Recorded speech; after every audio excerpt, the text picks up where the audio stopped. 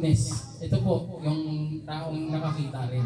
Ano, totoo, may sabi, pinapatunayan niya, oh, totoo. Meron pang isa pa, tatlo. Ang pinapatunayan mo rin, opo, kaya sa husgado, meron kang mas maraming witness, mas powerful ka. Hindi yung ikaw lang mag-isa. Connected din sa Matthew yun. Yung kapag na meron na sa sigalo kung pag-aaway, kailangan meron isa na witness. Di ba mag-ano kayo? Mag-uusap kayo. Mag-usap muna kayo, kayong dalawa. Pag hindi kayo nagkasundo, kukuha na kayo ng witness. Witness na. Yan, tatlo na kayo.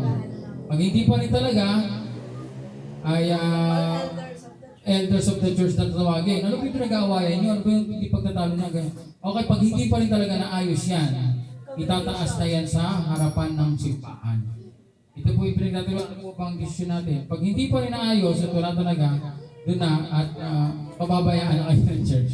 Kasi ang gulo nyo naayos natin at hindi pa rin talaga kayo nagkakaunawaan, ay pinapatunayan na ng karamihan na wala na tayong magagawa dyan.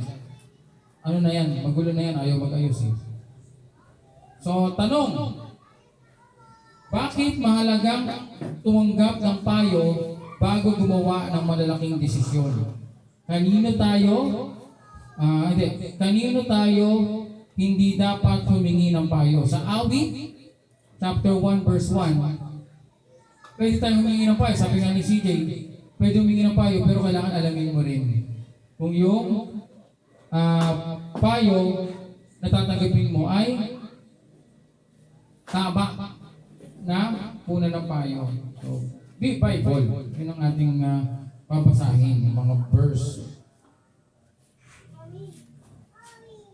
Number 2, mga pinunong espiritual.